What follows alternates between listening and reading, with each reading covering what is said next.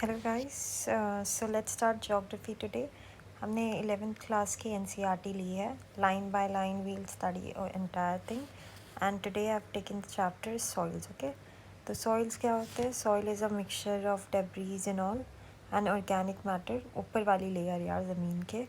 ठीक है, it major factors. What are the major factors which it consist of? Relief, parent material हम देखेंगे क्या होता है, क्लाइमेट, वेजिटेशन, जिन जिन चीज़ों पे सॉइल डिपेंड करती है कि सॉइल कैसी रहेगी, गीली रहेगी, ब्लैक सॉइल रहेगी कि रेड सॉइल, ये सब किस चीज़ पे डिपेंड करता है कि उसका पैरेंट मटेरियल कौन सा है जिससे शुरू हुआ था बनना। रिलीफ कहाँ पे है? पहाड़ों पे, मतलब कौन सी जगह पे सिचुएटेड है, कौन से क्लाइमेट में सिचुएटेड है। ओके, हम 3 लेयर्स ऑफ सॉइल्स पढ़ते हैं जिनको हम होराइजन्स भी बोलते हैं। तो आई थिंक मैं पहले नीचे से स्टार्ट करती हूँ। ए बी सी है पर नीचे से स्टार्ट होता है। होराइजन सी होता है, ये पेरेंट मटेरियल होता है, ये पहली ज़मीन होती है। इसके बाद ज़मीन क्योंकि सालों से बन रही रहती है, उसके बाद और सॉइल्स आए और सॉइल्स आए, तो ये डिफरेंट टाइप ऑफ सॉइल्स हमने देखा कि सॉइल्स भी उड़ उड़ के आते हैं या फिर ऑर्गेनिक मैटर से डिकम्पोज होते हैं। तो depending on different different types of होते हैं क्लाइमेटिक कंडीशन, तो ये एक रॉक अलग रहता है, दूसरा सॉइल्स अलग लेयर हो जाता है, तीसरा सॉइल्स अलग अलग लेयर होता है। तो एक ही सॉइल्स में 3-4 लेयर्स के हम लोग देखते हैं, 3 लेयर्स के। तो होराइजन सी होता है। Horizon C mainly compose of the loose parent material. Okay, इसमें ये पेरेंट मटेरियल है, यहीं से शुरू होता है। ठीक है, it is the first stage in soil formation, इसलिए मैंने इससे बताया। और इसके बाद होता है बी लेयर, बी होराइजन। ठीक है, ये ए और बी के बीच में होता है, पहली बात तो ये जान लो। और बी होराइजन में mostly what does it contains? Matter derives, it has some organic matter in it although mineral matter is noticeable. क्योंकि जो सबसे ऊपर है ना, उसमें सबसे ज़्यादा ऑर्गेनिक मैटर होगा जो कि ए है। ठीक है, ए का पहले पढ़ लो, टॉप मोस्ट लेयर है, सबसे ज़्यादा ऑर्गेनिक मैटर, पत्ते वत्ते गिरते यहीं है तो सबसे ज़्यादा ऑर्गेनिक मैटर इसी के पास आ जाता है। मिनरल कंटेन, न्यूट्रिएंट, वाटर, बारिश होती है तो सबसे ज़्यादा वाटर इसी को मिलेगा ना, तो ऑब्वियसली ये सबसे ज़्यादा न्यूट्रिएंट है। एंड फिर थोड़ा थोड़ा जो बी में आ पाया वो आया। Okay, A horizon, B horizon, C horizon, आगे की क्लास में इससे भी ज़्यादा होता है। इसी को हम सॉइल प्रोफाइल करते हैं। ठीक है, and the 3 horizon is a rock which is why, यही सॉइल का लेयर डिफाइन करता है कि how the parent rock would be. हम सॉइल के टेस्ट से बता सकते हैं। ठीक है, now let's go for classification of soil. देखते हैं क्या है इसमें। सो classification has a varied relief features, landforms, climatic, मैंने अभी बताया ये उन लोगों पे डिपेंड करता है। In Asian times soil use to be classified into 2 main groups, उर्वरा एंड उसारा। ठीक है, उर्वरा एंड उसारा, जिसका मतलब होता है उर्वरा, ये आया था किसी तो एग्ज़ाम में। उर्वरा मीनिंग एंड उसारा मीनिंग्स। उसारा हम कौन से रीजन पे बोलते हैं? ये होता है उर्वर मीन्स सॉइल फर्टाइल है, एंड उसर सॉइल है मतलब स्टेराइल है soil, unable to fertilize, unable to grow agricultural. Okay, agricultural नहीं है, उसार है, उम्मीद के लिए उसार है। ठीक है, और ये उर्वर, उजवा, ये मतलब ला देती है यार, इसमें एग्रीकल्चर हो सकता है। ठीक है, 16th century AD से ही soils were classified on the basis of their inherent characteristics, जैसे textures, soil condition, moisture content कितना होता है, उस बेसिस पे हम सॉइल्स को डिफ़ाइन करते हैं। ठीक है, तो उस बेसिस पे हमने सॉइल को कैसे बताया कि सैंडी, क्लेई, सिल्ट सॉइल्स हम आगे पढ़ेंगे, मेन वही है हमारे इसमें। But still line by line we have to study. Conducted by various agency soils की research, for example soil survey of India कब इस्टेब्लिश हुआ था? 1956। ये मैं क्यों बता रही हूँ, क्योंकि हमें स्टेट पीसीएस के लिए भी तो पढ़ना है। यूपी पीसीएस में state PCS, MP PCS, BP PCS, यही सारे टाइप ऑफ क्वेश्चन आते हैं। सॉइल सर्वे ऑफ इंडिया 1956 में इस्टेब्लिश हुआ था। मेड कैसे हुआ था? Like in Damodar valley, the national bureau of soil survey, the land use planning of institution under the आईकार did a lot of studies on. ठीक है, तो in their effort study soil and make it comparable by the ICAR has classified Indus soils on the basis of their nature। ठीक है, तो आईकार ने हमें define किया है कि सॉइल्स कौन से टाइप ऑफ होते हैं। तो हमने सॉइल की टेक्सोनॉमी देखी है। This comes in I think NABARD के एग्ज़ाम्स में, ये सारी चीज़ें लोग पढ़ते हैं। एंड EPFO के लिए काम आएगा शायद ये। इन देख लो सॉइल्स की टाइप्स ऑफ इंसेप्टियोल्स, एंटीसॉल्स, एल्फीसॉल्स, वर्टिसॉल्स, एरिडोसॉल्स, अल्टीसॉल्स, मॉलिसॉल्स, ये सब ना पता है, ये ब्लैक सॉइल्स इन सब का नाम है, ठीक है। तो जैसे कि इंसेप्टिसॉल्स इसका है, एंटीसॉल्स है, एल्फीसॉल्स, वर्टिसॉल्स, एरिडीसॉल्स, सलाइन अल्टीसॉल्स, मॉलिसॉल्स, और ये अदर्स में आ जाता है। फॉरेस्ट सॉइल्स को क्या ही बोलते हैं। On the basis of there colours and composition हमने ये बताया, ठीक है। 8 टाइप्स ऑफ सॉइल्स पाए जाते हैं इंडिया में। Eight types of soil again, ये भी इम्पॉर्टेंट है। 8 टाइप्स, कहीं तो पूछा था किसी एग्ज़ाम में कि कितने टाइप्स ऑफ सॉइल्स हम इंडिया में पाए जाते हैं। 8 टाइप्स ऑफ। और एलुवियल सॉइल्स को इंसेप्टी सॉइल्स बोलते हैं। ये भी क्वेश्चंस बहुत आते हैं। इंसेप्टी सॉइल्स ये इम्पॉर्टेंट है। इसको एंटी सॉइल्स बोलते हैं। लेट मी स्टडी, ये पढ़ ही लेते हैं बिकॉज दिस कम्स इन, फ़ायदा नहीं होगा ना फिर इसके जाके। इसको क्या बोलते हैं? इंसेप्टी सॉइल्स। उसके बाद हम सबसे ज़्यादा क्या पाते हैं? ब्लैक सॉइल्स भी पाते हैं, ठीक है। एंटी सॉइल्स, ठीक है। एक है इन से, एक है ई से, ठीक है।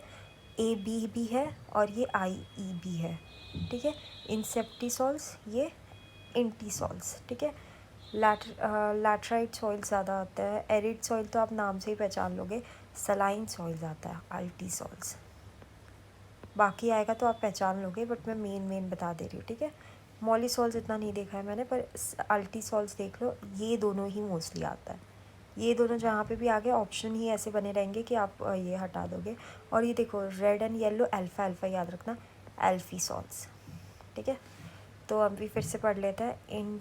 इंसेप्टिसॉल्स, एंटीसॉल्स। सबसे ज़्यादा क्या पाया जाता है? Alluvial soil. फिर ब्लैक सॉइल पाया जाता है, तो IEN। फिर हमने पढ़ा अल्फ़ा अल्फ़ा। अल्फ़ा अल्फ़ा किसको बोला? रेड एंड येलो सॉइल्स को। फिर लैटराइट सॉइल्स मैंने बताया कुछ भी, लैटरल और ये वर्टिकल। तो लैटराइट सॉइल, वर्टिसॉल्स, लैटरल वर्टिकल, ये दोनों ही एंगल्स का नाम है ना, ठीक है। अल्टीसॉल्स किसको बोलते हैं हम लोग? सलाइन को। सलाइन उल्टा ही करके रख देता है ज़मीन को ना, उल्टा फुल्टा करके रख देता है, इसीलिए ज़मीन अल्टीसॉल्स है। ऐसे ही यू थिंक कि मैं कुछ भी फालतू बोल रही हूँ, but trust me guys, on my experience, ये एग्ज़ाम में ऐसे ही याद रहते हैं, वरना सब भूल जाता है इंसान, आया हुआ नहीं याद होता है। Let's go. सबसे पहले हम एलुवियल सॉइल्स पढ़ते हैं। Alluvial soils are widespread northern plains, rivers है में मिलता है सबसे ज़्यादा, ठीक है। कितना मिलता है? Let's see. About 40% of the total area, pardon me, 40% of the total area of the country ये डिपोजिशनल सॉइल है। डिपॉजिट होके आता है ना, जैसे रिवर्स आती हैं, रिवर्स के डिपॉजिट होने, रिवर जो भी अपने सेडिमेंट्स छोड़ती है उनके डिपोजिशंस के वजह से एलुवियल सॉइल्स होता है, इसीलिए इसको डिपोजिशनल सॉइल्स होता है। ये ट्रांसपोर्ट होती है बाय रिवर्स, मैंने अभी बताया, उनके स्ट्रीम्स की वजह से आती है। Narrow corridor, Rajasthan, they extend into plains of Gujarat and all. Alluvial soils वहाँ तक पाई जाती है, राजस्थान, गुजरात, इन सब में भी, गंगा रीजन में भी। पेनिनसुलर रीजन में they are found in deltas at the coast, यहाँ वाले रीजन में, यहाँ वाले रीजन में जहाँ पे भी सबसे ज़्यादा पानी रहेगा ये वहाँ पे ही पाई जाती है, ठीक है। Alluvial soils are from sandy loamy to clay in nature, ठीक है। ये रिच इन, ये आता है, it is rich in potash but poor in phosphorus. पो में रिच है, पर पॉट में नहीं आ पाती, तो पोटाश में नहीं आ पाती। In the upper middle Ganga plain, ये वाले एरिया में, गंगा प्लेन्स को हमने 3 पार्ट में डिवाइड किया है ना, अपर, मिडिल एंड लोअर।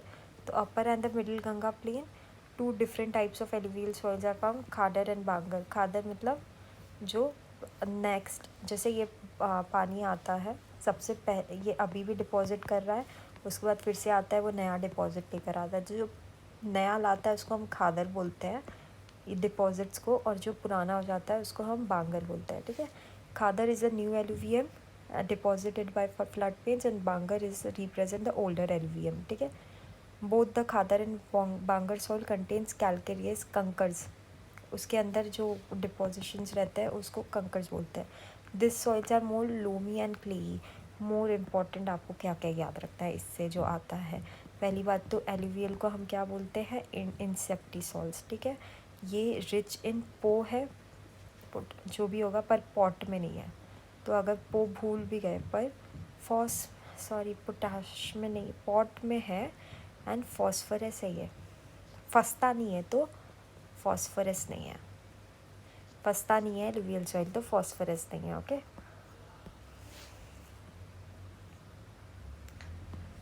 ठीक है, फंसता नहीं है, ये फॉस्फोरस नहीं है।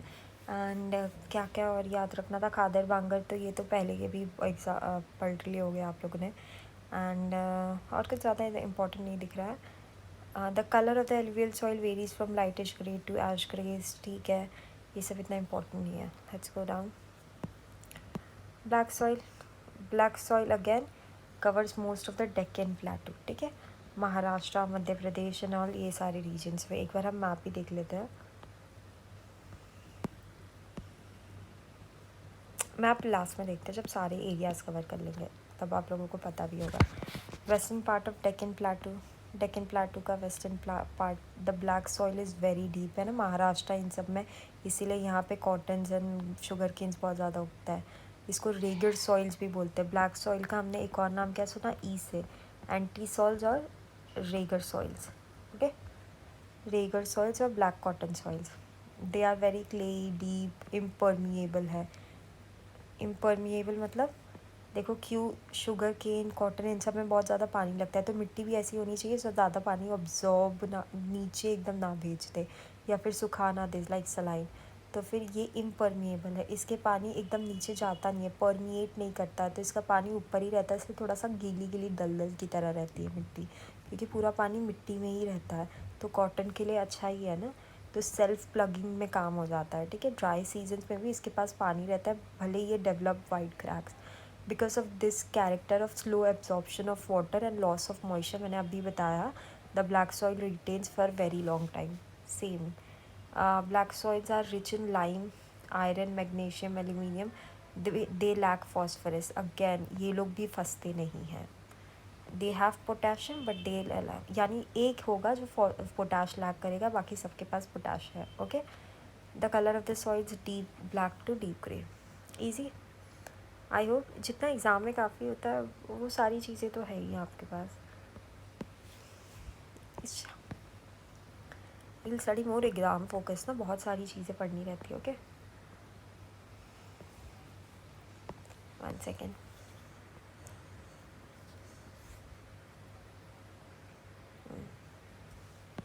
रेड एंड येलो सॉइल्स, इसका हमने क्या पढ़ा था, रेड एंड येलो सॉइल्स का नाम दूसरा, let's see, red and yellow soils का अल्फा है, एल्पी salts.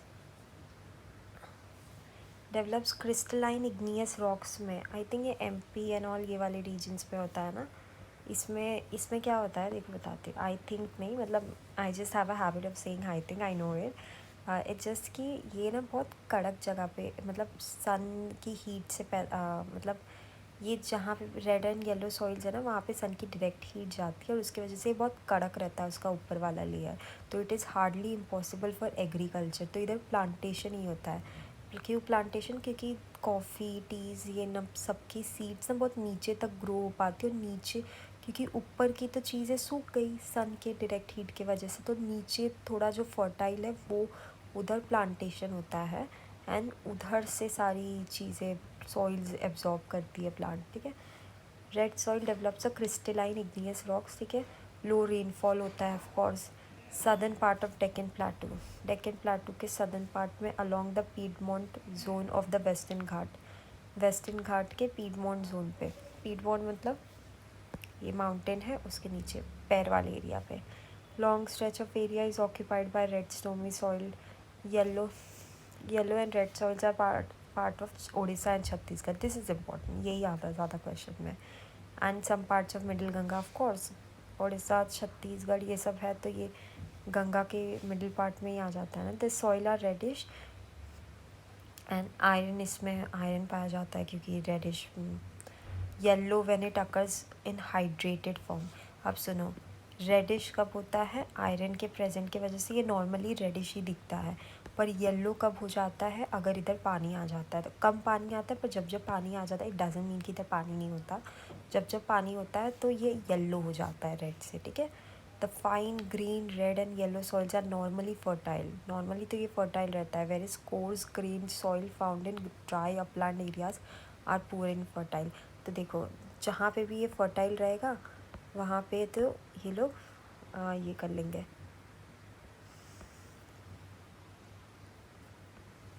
What I want to से इज़ कि जहाँ पे भी ये सॉइल, जैसे कि ये इस पार्ट में पाया जाता है, ये तो ब्लैक सॉइल का है, but I am just saying कि समझो ये इधर पाया जाता है और यहाँ पे अगर पानी है तो आप इधर फर्टाइल कर सकते हैं. जैसे छत्तीसगढ़ में बारिश होती है, ठीक है, पर कुछ पार्ट में नहीं होती है.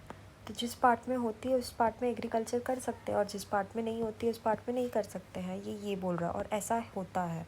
ठीक है, जिस पार्ट में होती है वो येलो हो जाता है वो सॉइल, एंड जिसमें नहीं होती है वो, इसमें पहली बात तो हम प्लांटेशन कर सकते हैं. प्लांटेशन ही होता है इस सॉइल में by the way. Laterite has been derive. अब लैटराइट सॉइल आ जाओ, नॉट दैट इम्पॉर्टेंट. मतलब रेड सॉइल इतना ज़्यादा इम्पोर्टेंट नहीं था. लैटराइट हैज़ बीन, सॉरी, जो मैंने पहले रेड एंड येलो सॉइल का बताया ना, I think I said of laterite soil. इससे ब्रिक्स बनता है. ये इतना कड़क रहता है इसलिए इससे ब्रिक्स बनता है. हाई टेम्परेचर, ये ऐसे एरिया में होता है जहाँ पे टेम्परेचर भी हाई, और टेम्परेचर हाई है तो रेनफॉल तो ऑफकोर्स होगी. आपको जब क्लाइमेट वाला पढ़ेंगे तब बता दूँगी. This are the results of intense leaching due to tropical rains. क्यों होते हैं देखो, अगर टेम्परेचर हाई है तो इधर फर्टिलिटी हो जानी चाहिए, सॉइल फर्टाइल हो जाना चाहिए. बट क्योंकि इधर बहुत ज़्यादा, जहाँ पे भी टेम्परेचर हाई है, जैसे इक्वेटर पे, उधर बारिश भी बहुत ज़्यादा होती है. बारिश होने से तो उधर एग्रीकल्चर क्यों नहीं होता है? क्योंकि पूरी मिट्टी को लीच आउट हो जाता है, बह जाती है. यही बोल रहा है. विथ लेन lime and silica leached away. जो लाइम एंड ऑल ये होता है, soil rich in element compound are left behind. Only aluminium and iron oxide होता है. Humus content in the soil is removed fast, है ना. इसीलिए जो ह्यूमस होता है ये सब निकल जाता है इधर से. The soils are poor in organic material, of course, because सारी फर्टिलिटी तो निकल ही गई है. नाइट्रोजन, फॉस्फेट, सारी चीज़ें ये लैक करता है. While iron and potash are in excess. Look, first time star market सिर्फ लैटराइट सॉइल ही होगा. देखना, सिर्फ लैटराइट सॉइल ही होगा जिसके पास पॉट है. बाकी सबके पास पॉट नहीं है. सबके पास पोटाशियम है. Wait, contain potash but they lack in phosphorus.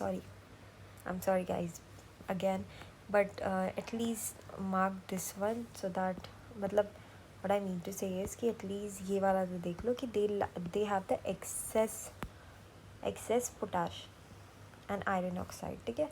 laterite soils are not suitable for cultivation, मैंने अभी बताया था. तमिलनाडु, आंध्र प्रदेश, केरला में होता है, इसीलिए इधर कॉफ़ी एंड टी प्लांटेशन होता है. Laterite soils are widely cut for bricks and house construction. Okay. Higher areas पे यहाँ पे ये हो जाता है एरिड सॉइल. एरिड सॉइल तो बचपन से सुने होंगे. यही ब्राउन कल्चर होता है, रेगिस्तान वाले एरिया में रहता है. Sorry I was talking about वाले सर. एरिड सॉइल देखो, red to brown in colour होता है. जनरली सैंडी इन स्ट्रक्चर रहता है, सलाइन इन नेचर रहता है. Okay.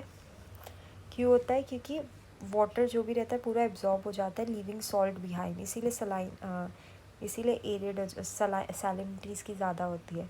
The salt content is so high that the common salt is obtain bye evaporating in the saline water. मतलब क्या है, इस सॉइल पे जाओ गुजरात एरिया में, पूरी सॉल्ट की ये मिलेगी. डांडी मार्च इसलिए नहीं हुआ था उधर, बहुत ज़्यादा सॉल्ट मिलता है. दे हैव हाई टेम्परेचर है, धूप ज़्यादा है तभी तो पूरा सेक ले रहा है वाटर, तभी सॉल्ट कंटेंट बहुत ज़्यादा लीव कर रहा है.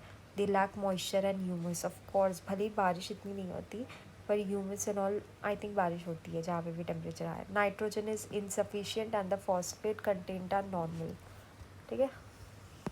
फॉस्फेट कंटेंट जो सब में नहीं है वो इसमें थोड़ा सा नॉर्मल है. नाइट्रोजन तो इनसफिशिएंट है. Lower horizons in the soil are called कंकर्ड लेयर्स. चलो एक और कंकर आ गया. जो इसके लोअर होराइजन्स हैं उसको कंकड़ लेयर बोलते हैं.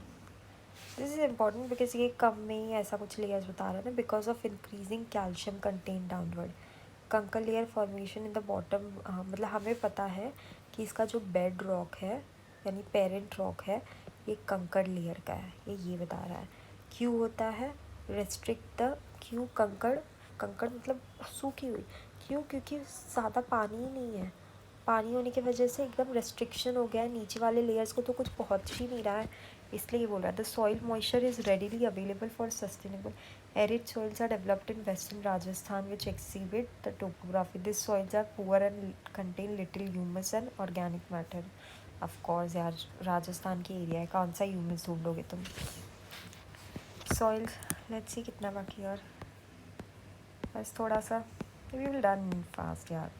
सलाइन सॉइल्स, सलाइन सॉइल्स ऊसर सॉइल्स जिसे कहते हैं, उसार, इसी के वजह से तो इधर फर्टिलिटी नहीं होता है। सैलिनिटी बहुत हाई है, large proportion of sodium, potassium and magnesium, पॉट मैग्नीशियम सब है इधर। They are infertile again like this soil above वाला, do not support any vegetative growth, है ना। दे हैव मोर सॉल्ट्स, ये है arid and semi arid area में, यू माइट हैव रेड। ऊपर वाले बहुत इंपॉर्टेंट थे। Saline soils are Gujarat deltas, इन सब वाले एरिया में सुंदरबंस एंड ऑल हम देखते हैं। Sea water instructions in the deltas promote the occurrence of saline soils, ठीक है। जितना, क्योंकि गुजरात कोस्ट या फिर ये सुंदरबन कोस्ट ज़्यादा सी के पास है ना, तो इनके पानी आने की वजह से भी ज़्यादा सॉल्टी रहता है ना रिवर्स के वाटर, सीज के वाटर, तो इनके इन्फ्लक्स के भी वजह से और नमक बन जाता है, ठीक है। Especially in the areas of green revolution, the fertile alluvial soils are climatic conditions promote capillary action, ठीक है। कैपिलरी एक्शन यानी उल्टा एक्शन, पानी यहाँ से यहाँ जाना चाहिए, यहाँ से यहाँ आ रहा है, ऊपर हो रहा है। They are mostly found in Punjab and Haryana also, वहाँ के भी सॉइल्स उस तरह आ रहा है। तो उसको डील करने के लिए, कोई भी सॉइल फर्टिलिटी लैक करता है तो उसको डील करने के लिए ना जिप्सम्स डाला जाता है, ठीक है, to solve the problem of salinity. तो पंजाब एंड हरियाणा वाले लोग ये ऐसा सब करते हैं ताकि उनकी सॉइल्स फर्टिलिटी लैक ना करे। वो क्यों करते हैं? उनकी सॉइल उसड़ नहीं रहती पर उसड़ हो जाती है बिकॉज ऑफ एक्सेस कल्टीवेशन, इसके वजह से भी तो सॉइल्स ये हो जाती हैं, है ना। Okay let's start. PT soils, PT soils गीली गीली, बहुत ज़्यादा गीली गीली, हैवी रेनफॉल रहती है।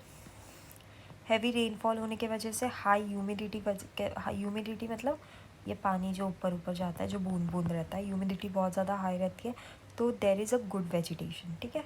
But large quantity of dead organic matter accumulates, बहुत ज़्यादा गीली मतलब, अरे ये वाला एरिया है यार, समझो कहीं तुम तालाब के आसपास, जैसी तुम्हें पेड़ पौधे मिलते हैं और कैसी दलदल जैसी मिट्टी रहती है, तो उधर ऑर्गेनिक मैटर बहुत ज़्यादा ही रहता है ना, वही वाली सॉइल है ये। Rich humus organic content of the soil, organic matter in this is 45, सबसे ज़्यादा ऑर्गेनिक मैटर इसी के पास रहता है, ठीक है। ये याद रख लो, यही चीज़ इसमें याद रखना है अभी तक। At many place they are alkaline also, it occurs widely in northern part of Bihar. Northern part of Bihar में हम ज़्यादा देखते हैं, अल्कलाइन भी होती है कई जगह पे हमें, ठीक है। नॉर्दर्न पार्ट ऑफ बिहार में, सदर्न पार्ट ऑफ उत्तरांचल, मतलब ये इधर वाले बिहार के ऊपर उत्तरांचल, कोस्ट उत्तरांचल यानी यूपी वाले area, coastal areas of West Bengal, Orissa, Tamil Nadu, ठीक है, यही वाले एरिया में। फॉरेस्ट सॉइल्स, फॉरेस्ट सॉइल्स कहाँ पे पाएंगे? फॉरेस्ट एरियाज में, where sufficient rainfall is available. This soils are very in structures and texture depending on mountain environment where they are formed. They are loamy and silty on valley side and coarse grain in the upper slopes, ठीक है, कोई नहीं, इतना important नहीं है। It is evident the soils are giving systems well, they are कुछ important नहीं है। डिग्रेडेशन तो पता ही होगा ना, सॉइल डिग्रेडेशन क्या होता है और सॉइल इरोजन क्या होता है। सॉइल डिग्रेड होना, सॉइल की फर्टिलिटी ख़त्म होना, decline in the soil fertility when the nutritional status decline, ठीक है, ड्यू टू इरोजन और मिसयूज़। मतलब या तो आप उसको इरोड के जा रहे हो या तो उसका एग्रीकल्चर प्रैक्टिस इतना ज़्यादा बढ़ा दे रहे हो, फिर ऐसे भी है, मैन यूज़ की वजह से भी है। Soil depleting in India is increasing day by day, और ये ऑल्सो डिपेंड ऑन टोपोग्राफी। अगर माउंटेन एरिया पे बहुत ज़्यादा बारिश हो रही है तो भी तो डिक्लाइन हो जाती है। सॉइल इरोजन क्या होता है? The destruction of soil cover is describe as soil destruction process by देखो क्या होता है, ये वाटर, देखो अब तुम पता ही होगा यार, let's just the soil forming process and the erosional process by running water and the wind go on simultaneously, but there is balance between the rate of removal of fine particles from the surface at the same time of addition of particles in the soil layer is called soil erosion. soil erosion कुछ भी हो सकता है। देखो पहली बात तो कोई फर्टिलाइज़र छिड़क रहे तो सॉइल इरोड हो जाता है ऑटोमेटिकली। फिर पानी वानी कुछ घटिया वटिया पानी कर रहे हो, या फिर रनिंग वाटर एंड ऑल ऐसे दे रहे हो, at the same time wind हवा ऊपर से दूसरे पार्टिकल्स भी इस सॉइल पे आ रहे हैं, it erodes the soil, right. Soil की फर्टिलिटी को ख़त्म कर देता है। ह्यूमन एक्टिविटीज़ भी at the same time, human activities भी रिस्पॉन्सिबल है सॉइल इरोजन के वजह से, जैसे कि इंडस्ट्रियल वेस्ट पास ऑन होता है, ह्यूमन पॉपुलेशन इंक्रीजेस, जो लैंड की डिमांड है वो बढ़ती जा रही है, तो सॉइल की फर्टिलिटी इरोड ही होते जा रहा है ना। नेचुरल वेजिटेशन निकाल दोगे, जितने ज़्यादा पेड़ पौधे रहेंगे उतना ज़्यादा सॉइल की फर्टिलिटी भी इंक्रीज ही होती रहेगी। Forest and other vegetation are been removed और सॉइल इरोड हुए जा रहा है from grazing animals and other needs. Wind and water are powerful agents of soil erosion, ठीक है, because of their ability to remove soil and transport it. सबसे ज़्यादा soil Erode करने वाला हम तो बोलते हैं ह्यूमन एक्टिविटीज़, बट विंड हवा लेके चली जाती है सॉइल को, इधर से इरोड कर देती है। फिर वाटर भी, बारिश होती रहेगी, इधर का सॉइल बह गया, ऐसे भी सॉइल इरोड करता रहता है। तो जितना ज़्यादा प्लांट्स रहेंगे, जितने ज़्यादा ये रहेंगे ट्रीज़ एंड ऑल, तो उतनी ज़्यादा ये सॉइल मिट्टी को बहाने से रोकेंगे, ठीक है, जितना ज़्यादा रहेंगे, क्योंकि they hold the soils, okay. Water erosion is more serious and occurs extensively in different parts of world, take mainly in the form of sheet and gully erosion, ठीक है। Sheet erosion takes place on one level lands after a heavy shower. Sheet erosion क्या होता है, देखो ऐसा होता है, ये ज़मीन है, इधर से इरोड हो रही है ज़मीन, इसी को शीट इरोजन कहते हैं। Just this take a place on level of lands after a heavy shower, बारिश हुई भयंकर, और उसके बाद शीट के फॉर्म में ये soil is remove not easily noticeable, दिखेगा भी नहीं, ठीक है। The soil remove is not noticeable, but it is harmful since it removes finer and more fertile topsoils, ठीक है। गली erosion on the steep slopes, गली इरोजन कौन सा है, स्टीप स्लोप्स पे गली के फॉर्म में इरोड होना सॉइल, ठीक है। Gully deepens with rainfall, cut that agriculture land into smaller fragments and make them unfit for cultivation, ठीक है, इसीलिए इसको कहते हैं deep valleys. Wait a second,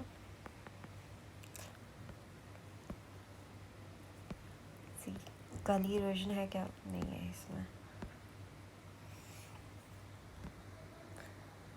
Soil erosion is a serious problem from Indian eroded material are carried down to rivers, देखते हैं।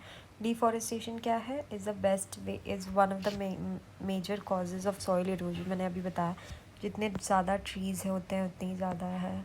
Chemical fertilisers भी है, ग्रीन रेवोल्यूशन भी एक कॉज है, देख लो, केमिकल फर्टिलाइज़र्स भी एक कॉज है, ग्रीन रेवोल्यूशन भी एक कॉज है। ग्रीन रेवोल्यूशन की वजह से क्या हुआ, लोग ज़्यादा उगाने लग गए और उसमें बहुत ज़्यादा, मतलब सीड्स उगाने लग गए, उसमें बहुत ज़्यादा फर्टिलाइजर्स का यूज़ करने लग गए, ठीक है। इसके लिए every year India loses millions of tons of soils and it's nutrients, ठीक है। What is soil conservation, soil को बचाने की चीज़, तो हमें क्या क्या करना चाहिए। Soil erosion and exhaustion are caused by humans, nature has its own loss by maintaining balance, soil is a methodology, soil fertility बढ़ाना, ठीक है, improve the soil condition. Let me see, दूसरा कुछ होता है, ओवर ग्रेजिंग भी एक causes है। ओवर ग्रेजिंग सील, देखो सॉइल इरोजन आएगा तो उसके कॉजेज़ क्या क्या लिख सकते हो। ह्यूमन एक्टिविटीज़ में ओवर ग्रेजिंग है, ठीक है। देन लेट मी सी, ऐसे याद नहीं रहता है जल्दी से, देख के तुरंत ही हो जाता है। गली इरोजन, शीट इरोजन, ऐसे सब लिख सकते हो। फिर डिफॉरेस्टेशन लिख सकते हो, केमिकल फर्टिलाइज़र लिख सकते हो, ग्रीन रेवोल्यूशन लिख सकते हो, बैडलैंड टोपोग्राफी के भी वजह से होता है, जैसे steep erosion and sheet erosion. फिर सॉइल कंजर्वेशन कैसे कर सकते हैं, over grazing and shifting cultivation को रोक के, इसमें भी shifting cultivation and over grazing होता है। तो हमें क्या क्या करना चाहिए, काउंटर टेरेसिंग करना चाहिए। ऐसे जो रहता है ना, उसमें ऐसे ऐसे उगाना चाहिए प्लांट्स को। फिर कंट्रोल ग्रेजिंग को थोड़ा कंट्रोल करना चाहिए, बिकॉज वी कांट स्टॉप ना, वो तो एनिमल्स की नीड है। Cover cropping, mix farming, crop rotate करके लगाना चाहिए सो दैट सॉइल जल्दी रोट ना हो, ठीक है। काउंटर टेरेसिंग, फिर क्रॉप रोटेशन, फिर मिक्स फार्मिंग कर सकते हैं, ताकि एक ही टाइप ऑफ सॉइल क्रॉप उगा के ऐसे ना हो जाए। फिर cover cropping and other measures also. अब तो एआई का भी हेल्प ले सकते हैं ना, ठीक है। I am just reading a lot, because if you might think कि कुछ ज़्यादा ही पढ़ा रही हूँ, बट कुछ लाइन से बनते हैं, मैंने देखे हैं क्वेश्चन, इसलिए बस देख रही हूँ। In arid and semi arid area effort should be made for protect cultivable lands from encroachment by sand dunes, है ना। इन वाले एरिया में, छत्तीसगढ़ एंड ये वाले एरिया में सैंड ड्यून्स, ये सारे एरियाज़ को भी प्रोटेक्ट करना चाहिए। Experiments have been made to stabilise sand dunes semi arid, sorry Rajasthan वाले एरिया में ये सैंड ड्यून्स नहीं होते, ये ऐसे सैंड ड्यून्स, इन सब के भी वजह से लैंड ऑलमोस्ट कल्टिवेबल लैंड नहीं ख़राब हो जाता है, ठीक है। Okay guys, I think that's it, thank you, let's meet with the new chapter, bye.